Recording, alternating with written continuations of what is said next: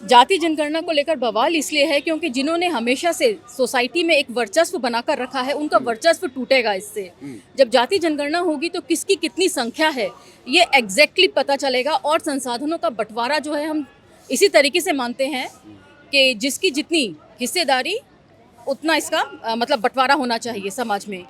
इसीलिए मुझे लगता है जाति जनगणना को लेकर बहुत ज़्यादा बवाल किया जा रहा है उन लोगों की तरफ से जो वर्चस्व को बनाए रखना चाहते हैं। ईडब्ल्यूएस कोटे में भी मिसयूज हो रहा है। नहीं, मिसयूज तो हो रहा है। अभी आपने यूपीएससी में देखा नहीं कि आकांक्षा ने फर्जी सर्टिफिकेट बना के वो आ गई टॉप पर। मिसयूज तो हो रहा है, बहुत हो रहा है मिसयूज। मैम से जानते हैं कि अगर जाति जनगणना में क्या कैसे धांधली चल रही है। एक्चुअली क्या है कि 12 में ये मकान के लिए तो जानना चाह रहे हैं कि प्रत्येक मकान के बारे में जानना चाह रहे हैं, लेकिन उसमें एससी और एसटी दोनों लोगों के बारे में लेकिन ओबीसी कहाँ जाएंगे। यूजीसी एक्ट पर देखा जाए तो कौन बट गया कौन कट गया। अब तो सवाल ये उठ रहा है कि आप वाकई हिंदू हैं भी या नहीं है। ये चुनाव के समय हिंदू होते हैं, बाकी तो हिंदू है ही नहीं। नहीं तो किसी मंदिर में नहीं जाने देते इनको। नहीं, अगर हिंदू है तो इनको मंदिर के पुजारी बना दीजिए 50%। अपने आप पता चल जाएगा कौन हिंदू है, कितने हिंदू है।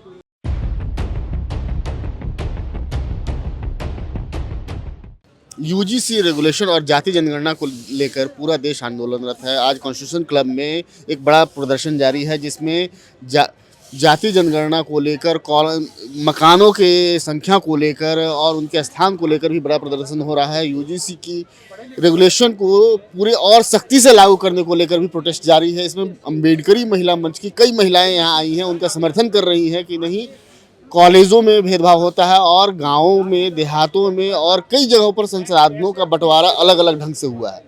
जानते हैं उनकी राय क्या है, वो क्या सोचती हैं। मैम, जाति जनगणना को लेकर इतना बवाल क्यों, किस बात से लेकर आंदोलनरत है लोग। देखिए, जाति जनगणना को लेकर बवाल इसलिए है क्योंकि जिन्होंने हमेशा से सोसाइटी में एक वर्चस्व बनाकर रखा है उनका वर्चस्व टूटेगा इससे।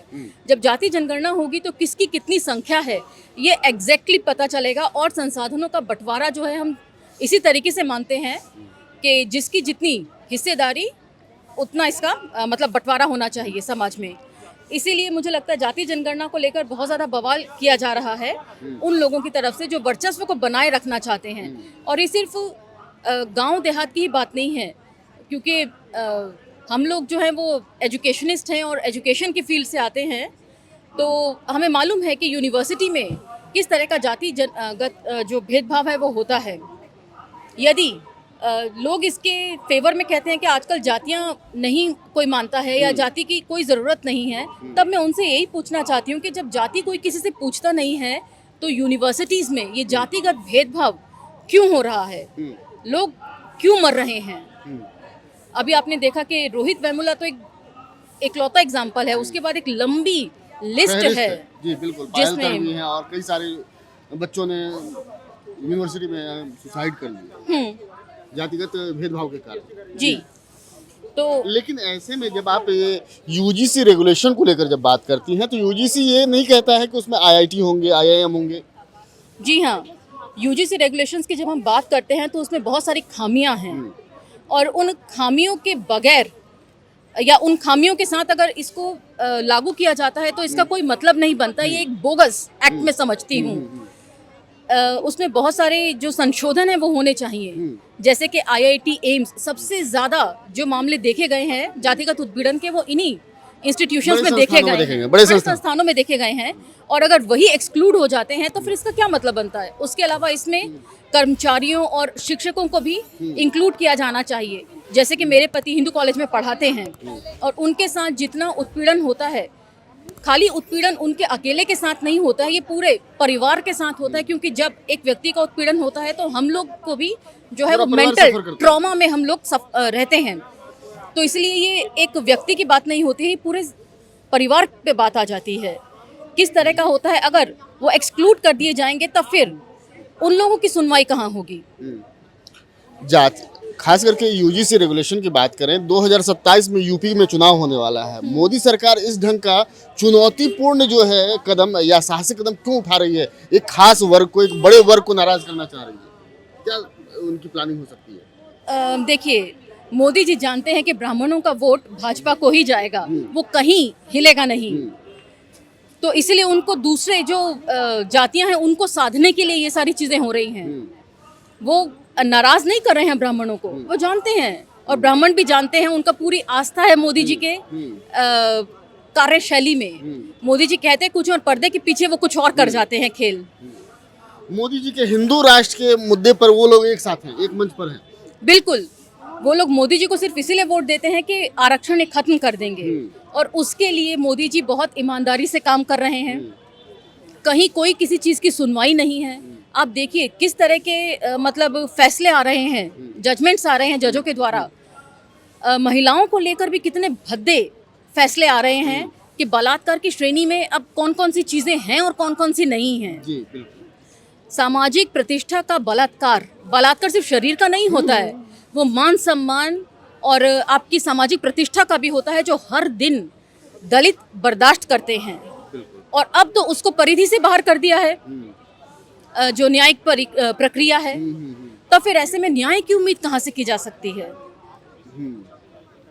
न्याय कहाँ से मिलेगा, ये सवाल एक बड़ा लाजमी हो जाता है जब खास करके SC ST OBC वर्ग के लोग जो हैं के मामलों में, उत्पीड़न के मामलों में एक तो अधिक बात होती है कि अधिकांश मामले वहीं दब जाते हैं, वहीं रफा दफा करवा दिया जाते हैं। आखिर सुप्रीम कोर्ट तक ऐसे मामले पहुंचते कितने हैं, और जो पहुंचते हैं अगर उनके साथ भी इस ढंग से ज्यादती हो तो आखिर लोग क्या करें, समाज क्या करे। मैं ये जानना चाहता हूँ मैम, SC ST OBC वर्ग के महिला, जो महिला पुरुष और तमाम समाज, उनके प्रतिनिधि क्या कर रहे हैं, वो क्यों इतने सुस्त बैठे हुए हैं? देखिए समाज में भी कहाँ मांग है अपने नेताओं से पूछने की। जब आप अपने नेताओं से सवाल नहीं करेंगे तो नेता अपनी मनमानी करेंगे। उन्हें मालूम है कि आपका वोट उन्हें मिल जाएगा, तो वो क्यों आपके लिए काम करेंगे? आपको उनसे सवाल करना पड़ेगा, एक सोशल मूवमेंट तैयार करना पड़ेगा। यदि वो सोशल मूवमेंट नहीं है तो ये नेता भी चुप मार के बैठ जाएंगे। अभी देखिए UGC का मामला हो, चाहे जातिगत जनगणना का मामला हो, जितने भी नेता हैं उनका कहीं कोई स्टैंड आपको दिखाई नहीं देता। और सिर्फ यही नहीं, इससे पहले रोस्टर का मामला हुआ, SC ST एट्रोसिटीज़ का मामला हुआ, उसमें भी नेताओं ने कोई स्टैंड नहीं लिया।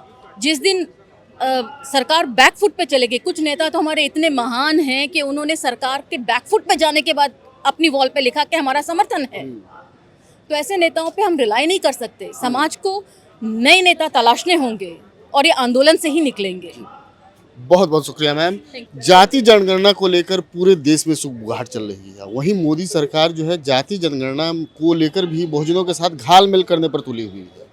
OBC कॉलम को लेकर पूरे देश में प्रोटेस्ट चल रहा है। आज कॉन्स्टिट्यूशन क्लब में मैं हूँ और कई सारे प्रोटेस्ट चल रहे हैं। इसमें WTP, वी द पीपल्स और कई संगठनों का जमावड़ा यहाँ लगा हुआ है। भारी संख्या में महिलाएं भी आई हुई हैं।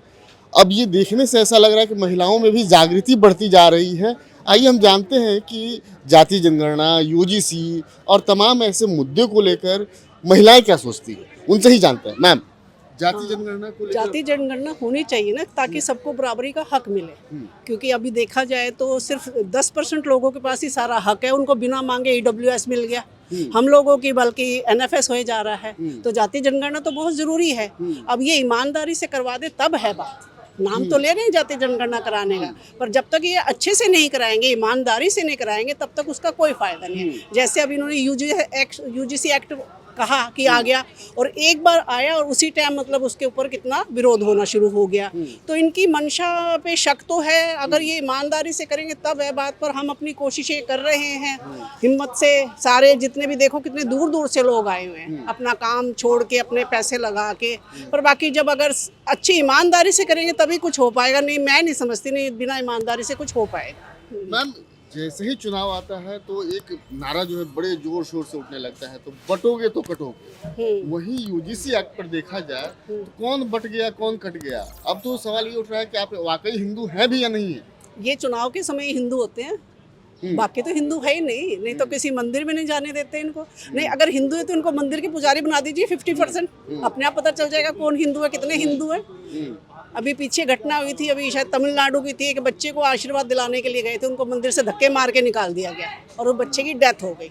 तो ये अभी भी लोगों को नहीं समझ में आता, तो अपने आप कोशिश करते रहे कि हम हिंदू हैं, हिंदू हैं। अभी तक उन्होंने क्या फ़ायदा ले लिया, और कितना कुछ पा लिया हिंदू बन के। तो इनको तो हिंदू है ही नहीं, अभी तक तो हिंदू हिंदू करते, अब ये सनातन धर्म ले आए हैं, जी। उसका नाम बदल, इनको अपने ऊपर ही पता है कि हम झूठ का रास्ता बना रखा, हमने झूठ के रास्ते पे हम चल रहे हैं। तो मुझे तो कुछ लगता नहीं, उम्मीद ठीक है मैं आई हूँ आंदोलन में, पर मुझे लगता नहीं है ईमानदारी से कोई काम करेंगे। नहीं, उसी रोकने के लिए, उसी चीज़ को रोकने के लिए बाकी लोगों की जगह प्रोटेस्ट हो रहा है, यूजीसी एक्ट को लेकर भी प्रोटेस्ट हो रहा है। खास करके जाति जनगणना में जो 30-32 कॉलम है, उसमें कॉलम नंबर 12 में जो है केवल सेग्रीगेशन किया गया है। मैम से जानते हैं कि अगर जाति जनगणना में क्या कैसे धांधली चल रही है। एक्चुअली क्या है कि 12 में ये मकान के लिए तो जानना चाह रहे हैं कि प्रत्येक मकान के बारे में जानना चाह रहे हैं, लेकिन उसमें एससी और एसटी दोनों लोगों के बारे में लेकिन ओबीसी कहाँ जाएंगे, अदर बैकवर्ड कास्ट कहाँ जाएंगे, वो भी तो हमारे साथ ही है ना। हमारे लोगों की जनसंख्या जो 90% है, लेकिन ये अलग अलग बांट कर उनको कम दिखाना चाह रहे हैं, जिसमें ये देश के लोग जानना चाहते हैं अगड़ी और तगड़ी पिछली जो हैं जातियाँ वो कितनी हैं, वो सारी जातियों को जानना चाहते हैं। तो इन्होंने तो उसमें हम यही डिमांड कर रहे हैं कि एससी और एसटी के साथ अदर बैकवर्ड कास्ट का भी कॉलम उसमें एक होना चाहिए जी। हाँ, तो बस ये हम जानना चाह रहे हैं। नहीं, कई जगहों पर ये भी मांग उठी है कि केवल एससी एसटी ओबीसी नहीं, जनरल का भी एक सेग्रीगेशन हो और ईडब्ल्यूएस का भी सेग्रीगेशन हो, उनका भी बंटवारा दिखे कि ईडब्ल्यूएस वाले जो परसेंटेज ले रहे हैं, आरक्षण ले रहे हैं, उनमें उनका घर कैसा है, उनके पास कितनी ज़मीनें हैं, उनके पास कितने संसाधन है, क्या कहना चाहते हैं? बिल्कुल उनका भी हो। जब एससी एसटी के लिए तुम ये सब चीज़ें अलग अलग बांट कर देख रहे हो, तो उनके लिए भी तो देखिए उनके कितने मकाने हो सकते हैं, एक एक आदमी के पास 5-5 6-6 मकान हो, तो फिर तो ये बंटवारा सही नहीं रहा ना कि पैसे वाले और पैसे होते जा रहे हैं, उनके मकान और बनते जा रहे हैं और पिछड़े लोग ऐसे ही रह गए हैं। तो यहाँ समानता का अधिकार जरा थोड़ा देखने में कम मिलता है, क्योंकि गरीब तो गरीब ही होता जा रहा है ना, बिल्कुल है ना, और अमीर अमीर होते जा रहे हैं। उनके मकान गिने जाएंगे तो तब असलियत सामने आएगी कि उनके कितने मकान हैं और हम लोगों के कितने मकान हैं। मैम, बार बार खास करके एससी एसटी आरक्षण पर, ओबीसी आरक्षण पर ये बार बार आरोप लगता रहा है कि इसका मिसयूज हो रहा है। क्या आपको नहीं लग रहा कि ईडब्ल्यूएस कोटे में भी मिसयूज हो रहा है? नहीं, मिसयूज तो हो रहा है। अभी आपने यूपीएससी में देखा नहीं कि आकांक्षा ने फर्जी सर्टिफिकेट बना के वो आ गई टॉप पर।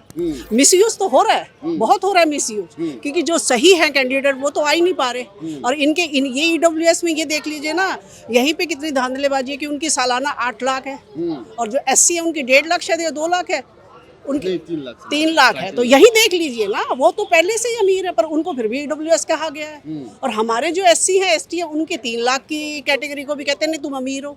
बताइए महीने की कितनी आमदनी होगी, अगर वो 2 बच्चे को कहाँ से ढंग से पढ़ा पाएगा। और ईडब्ल्यूएस अगर उनकी 8 लाख है, अगर उनके 3-3 मकान है, 3-3 स्कूल चल रहे हैं उनके, फिर भी वो ईडब्ल्यूएस में आ रहे हैं। अब तो कितना हो रहा है धांधली, सबको पता चल रही है, पर इनके तो कानों पे जूं नहीं रेंगती है। इन्होंने तो अपना सब कुछ जैसे शुरू से लेते आ रहे हैं, इनको ये कि हम सब कुछ हम अभी भी हथिया के रखें, ये किसी को देने को तैयार ही नहीं है। जो एससी एसटी ने लिया था ना उसको भी छीनने, आधा तो मेरे ख्याल में छीन ही लिया है, बहुत थोड़ा बहुत बच रहा है। जो 25% बच रहे हैं सर वही कहते हैं जो हमारे पास है वो भी खत्म करने पर लगे हुए हैं और ये खत्म ही करके रहेंगे। पर हम फिर भी चलो कोशिशें कर रहे हैं, उम्मीद रखनी चाहिए, उम्मीद पे दुनिया कायम है। जी, बहुत बहुत शुक्रिया। आंदोलन से ही एक माहौल क्रिएट होता है और समाज जागृत होता है। अपने नेताओं से सवाल पूछने की प्रवृत्ति पैदा कीजिए, चाहे वो आप किसी वर्ग से हो, किसी समाज से हो। जब तक आप अपने नेताओं को उत्तरदायित्व नहीं दीजिएगा, उनको जवाबदेह नहीं ठहराइएगा, तब तक आपके हक अधिकार सुरक्षित नहीं रहेंगे। देखते रहिए, बने रहिए हमारे साथ। हमारे चैनल को लाइक कीजिए, शेयर कीजिए, सब्सक्राइब कीजिए। अम्बेडकर नामा के बेल बटन को ज़रूर दबाइए।